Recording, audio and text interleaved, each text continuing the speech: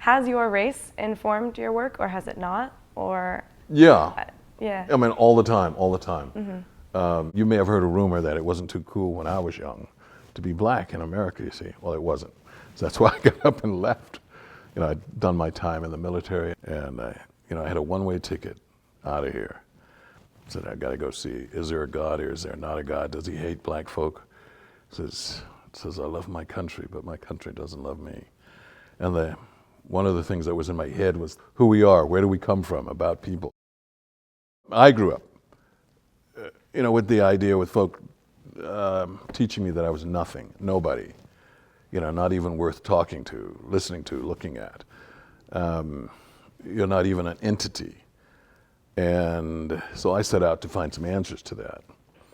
And so I was really serious. I didn't know if I'd ever see America again or see my family again. One-way ticket. If there is no God, let's eat, drink, and be merry, for tomorrow we die. The advantage of being in another country was that I was a stranger and I knew it, and they knew it.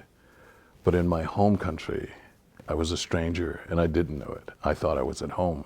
My greatest fear of coming back to America was that, of all the hate, all the other things that I had experienced before, the stuff that kind of drove me out. So what's been your experience as an African-American artist working and living in St. Louis? I'm a photographer, filmmaker, independent filmmaker. That's what I came back to America to learn, so we could do that. And also look for an opportunity to photograph. If I could photograph American, I was dreaming of doing that. And then I thought, goodness, why don't you just start where you are? I mean, here we are in St. Louis, and I could just do it, just one little section at a time. It won't take a huge investment. And you just begin photographing the people that are around you. And, well, I didn't know what the laws were like, like for photographing people in the street or whatever.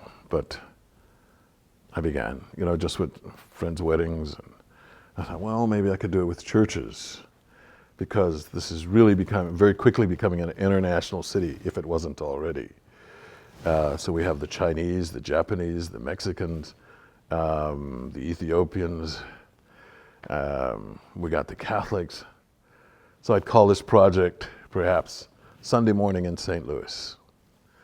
And because I want everybody to be involved, I'd call it something like Sunday Morning in St. Louis, probably the most segregated hour in America.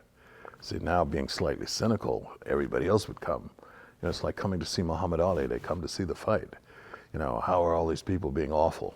So do you see that, a lot of the segregation here? Well, actually, that wouldn't be what I was after, because I don't do cynicism, and I don't like laughing at folk. I call it cynical because folk were coming to see the fight. They said, look how awful St. Louis is, and really what they would find is all these beautiful people. What I mean is their humanity is just so overpowering, wonderful.